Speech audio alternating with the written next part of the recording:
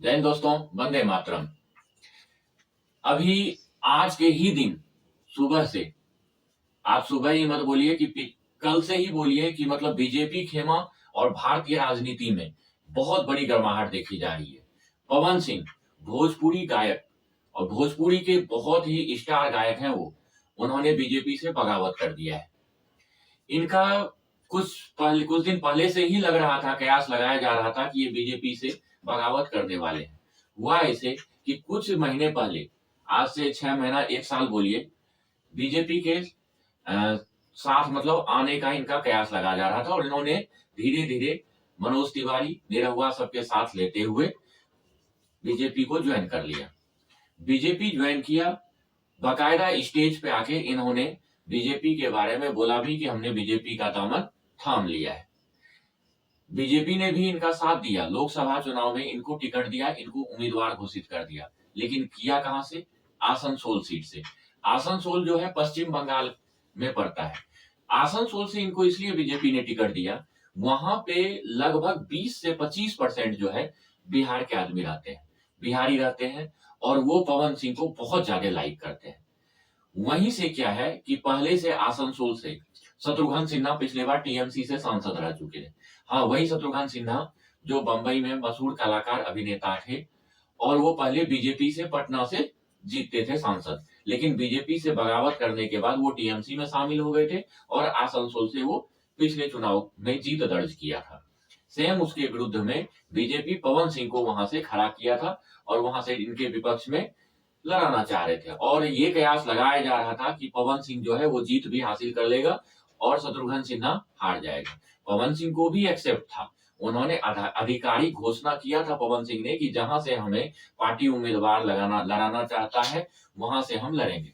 लेकिन पता ही नहीं एक दिन के बाद क्या हुआ, हो सकता है शत्रुघ्न सिन्हा से इनकी बात हुई होगी और इन्होंने दूसरे दिन मना कर दिया कि हम आसनसोल से नहीं लड़ेंगे चुनाव, और बीजेपी का टिकट वापस कर दिया।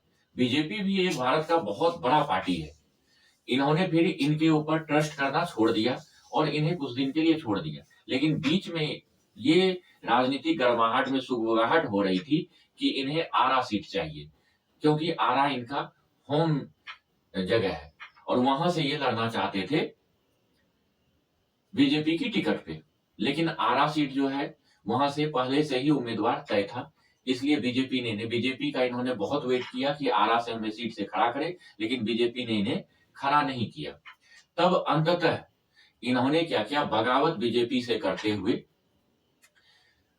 काराकाट जगह एक नाम है जो कि रोहतास डिस्ट्रिक्ट में पड़ता है। बिहार के रोहतास डिस्ट्रिक्ट में काराकाट नाम का एक जगह है, जहां से इन्होंने, पवन सिंह ने कल ट्विटर के द्वारा अपना घोषणा पत्र जारी किया, जिसका की फोटो मैं आप लोगों को साइड में दिखाया ही हूं। काराकाट जगह से इन्होंने ट्विटर में ये लिखा कि माता को दिया हुआ वचन जो है सर्वोपरि है, और मैंने मां को वचन दे रखा है कि मैं इस बार चुनाव लड़ूंगा, इसलिए मां को दिया हुआ वचन जो है मैं झूठा साबित नहीं करना चाहता हूं और काराकाट से मैं चुनाव लड़ूंगा। लेकिन इन्होंने ये अभी तक नहीं बोला है कि मैं निर्दलीय लड़ूंगा या किसी के पार्टी के टिकट पे लड़ूंगा, क्योंकि बीजेपी से तो अब ये लड़ नहीं सकते, क्योंकि बीजेपी एनडीए गठबंधन का उपेंद्र कुशवाहा, जो कि एक बड़ा नेता है, वहां से बकायदा उनको टिकट मिल चुका है और उन्होंने नॉमिनेशन भी करा लिया है वहां से।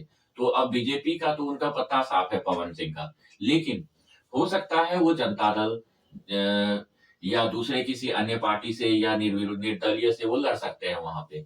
ये चीज उन्होंने अभी तक ये नहीं बताया है कि वो किस पार्टी से लड़ेंगे या निर्दलीय से लड़ेंगे, लेकिन उन्होंने घोषणा ये कर दिया है कि हम चुनाव लड़ेंगे काराकाट से, रोहतास जिले का काराकाट से लड़ेंगे।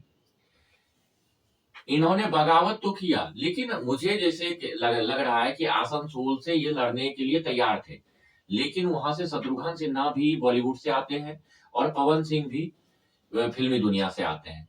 कहीं ऐसा तो नहीं शत्रुघ्न सिन्हा इनसे बात किया हो और शत्रुघ्न सिन्हा को ऐसा लग गया हो कि मैं हार जाऊंगा, और इनसे बात किया हो और इनको मना लिया हो। मनाने के बाद पवन सिंह ने सोचा कि मेरा कद तो बहुत ही ऊंचा है, तो मैं बीजेपी को जहां से बोलूंगा वहां से मुझे टिकट देगा। लेकिन उसे ये पता नहीं था कि बीजेपी भी एक बहुत बड़ा दल है, वो पहले आपके ऊपर वाच करेगा, फिर आपके ऊपर निर्णय लेगा। लेकिन अगर आपको आरा सीट से ही खड़ा होना था, तो फिर आप काराकाट से क्यों निर्दलीय या कोई भी पार्टी से चुनाव लड़ रहे हैं? आप आरा से भी लड़ सकते थे, लेकिन नहीं। आरा से क्योंकि जनता दल जो है लालू की पार्टी, वहां से स्ट्रॉन्ग कैंडिडेट खड़ा हुआ है, जिसका मैं आपको नाम नहीं बताना चाहता हूं क्योंकि इसके बारे में मैंने पिछला वीडियो बना चुका है। और उसके विरुद्ध शायद ये नहीं जाना चाहते थे क्योंकि पवन सिंह हो सकता है हार जाते, इसलिए रोहतास जिले से काराकाट से इन्होंने लड़ना मुनासिब समझा उपेंद्र कुशवाहा के विरुद्ध। और अगर आप लोगों को लगता है कि पवन सिंह को बीजेपी का दामन थाम के आसनसोल से फिर पकड़ना चाहिए, लेकिन वो नहीं पकड़ सकते अब, क्योंकि आसनसोल से आलू वालिया जो एक कद्दावर नेता है कांग्रेस का था, बीजेपी ज्वाइन कर लिया था, वो वहां से अभी टिकट उनको मिल चुका है बीजेपी से। वो वहां पे शत्रुघ्न सिन्हा के विरोध में उम्मीदवार लड़ रहे हैं वहां पे। धन्यवाद।